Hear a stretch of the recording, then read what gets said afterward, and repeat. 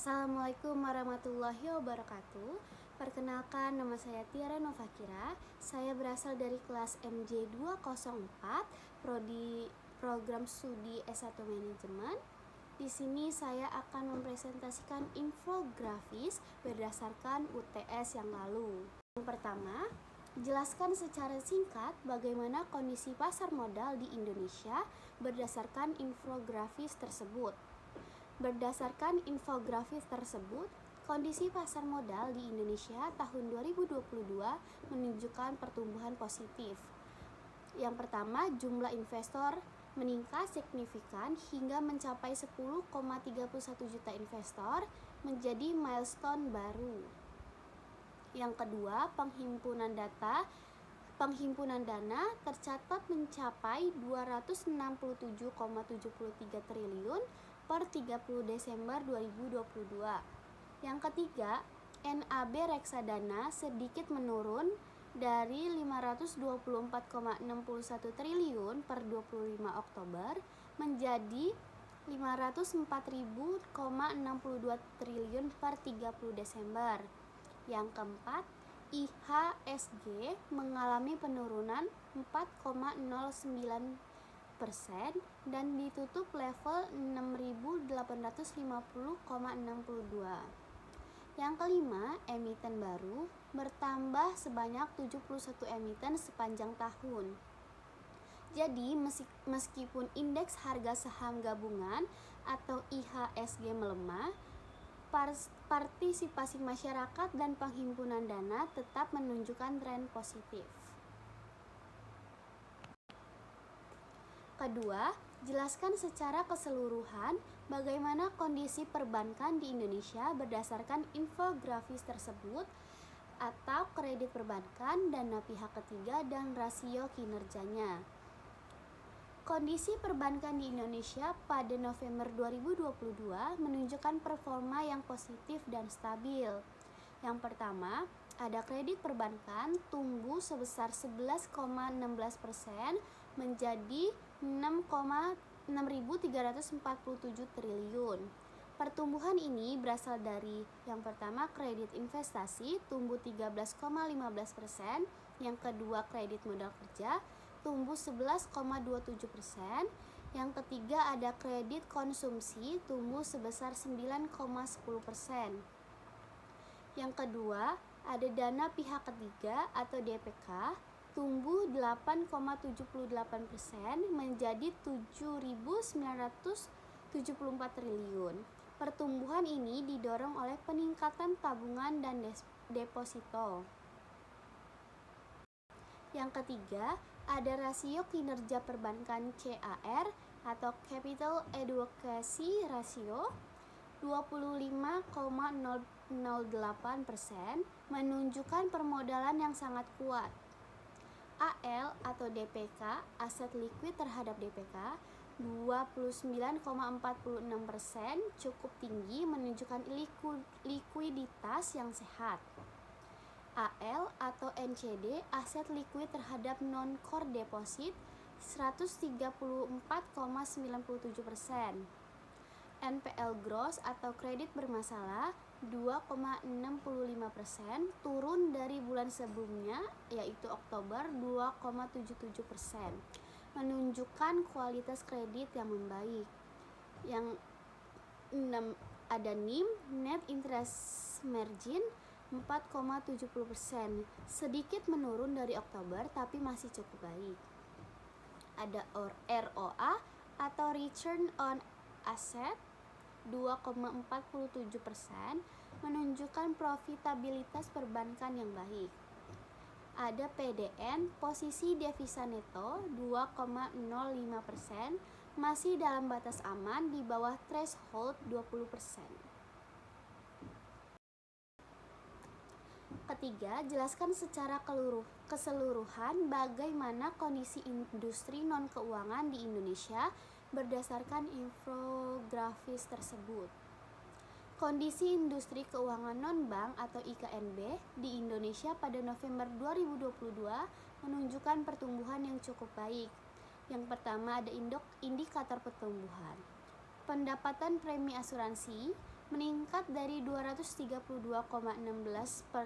triliun per September ke 280,24 triliun per November, pertumbuhan sebesar 0,44%. Piutang pembiayaan mencapai 409,49 triliun per November, naik 12,96%. Aset dana pensiun tumbuh 5,06% menjadi 341,87 triliun per November. Outstanding vintage P2P lending tumbuh pesat 72,68% mencapai 50,30 triliun rupiah. Yang kedua, ada rasio dan stabilitas keuangan, ada risk-based capital atau RBC, asuransi jiwa 324,34% masih jauh di atas threshold minimum 120%. Asuransi umum 479,88% masih juga sehat dan kuat. Ada gearing ratio perusahaan pembiayaan stabil di 2,01 kali, batas maksimumnya adalah 10 kali. Jadi ini masih termasuk aman. Ada NPF atau non-performing financing 2,48% per November, sedikit naik dari bulan sebelumnya tapi masih dalam batas wajar. Yang keempat, uraikan secara singkat kebijakan OJK di sektor jasa keuangan tahun 2022. Berikut ini adalah uraian singkat kebijakan OJK di sektor jasa keuangan tahun 2022 berdasarkan infografis. Yang pertama, ada mitigasi risiko eksternal, yaitu mengantisipasi risiko global terhadap stabilitas sektor jasa keuangan. Yang kedua, dukungan terhadap pemulihan ekonomi nasional, yaitu mendukung program kendaraan listrik dan industri hilir. Yang kedua, relaksasi restrukturisasi kredit hingga 31 Maret 2024 untuk sektor terdampak. Yang ketiga, penguatan infrastruktur keuangan, yaitu transformasi digital dan keamanan TI perbankan. Implementasi EBAE Efek Next G, Sistem Informasi Daftar Efek Syariah dan Open API. Yang keempat, ada penguatan pengawasan dan integritas pasar, yaitu implementasi Basel III reforms. Ada lagi aturan pengelolaan investasi dan penguatan vintage P2P. Yang kelima, ada upaya penegakan hukum atau enforcement, 217 tindakan, pengawasan, 1057 sanksi, dan penindakan investasi ilegal. Yang keenam, ada peningkatan literasi dan inklusi keuangan, yaitu edukasi keuangan masyarakat dan pelatihan cakap keuangan, penguatan perlindungan konsumen. Yang ketujuh, ada peningkatan governance, mendorong penerapan GRC, Governance Rich Compliance, dan transparansi pelaporan keuangan. Yang kedelapan, ada dukungan terhadap inovasi keuangan digital, yaitu gelar Vintage Summit dan inisiatif chatbot, edukasi keuangan digital, serta penguatan Subtech and RegTech. Kelima, bagaimana program edukasi perlindungan konsumen 2022? Berikan opini. Program edukasi dan perlindungan konsumen tahun 2022 oleh OJK menunjukkan komitmen yang serius dan progresif dalam upaya meningkatkan literasi serta meningkatkan perlindungan terhadap konsumen sektor jasa keuangan. Dan menurut saya, program edukasi ini berhasil memadukan pendekatan digital maupun secara langsung atau offline untuk menjangkau masyarakat secara lebih luas dan efektif. Sangat mampu dalam meningkatkan pemahaman masyarakat soal produk dan risiko keuangan. Yang keenam, bagaimana kebijakan OJK di sektor jasa keuangan tahun 2022? Berikan opini.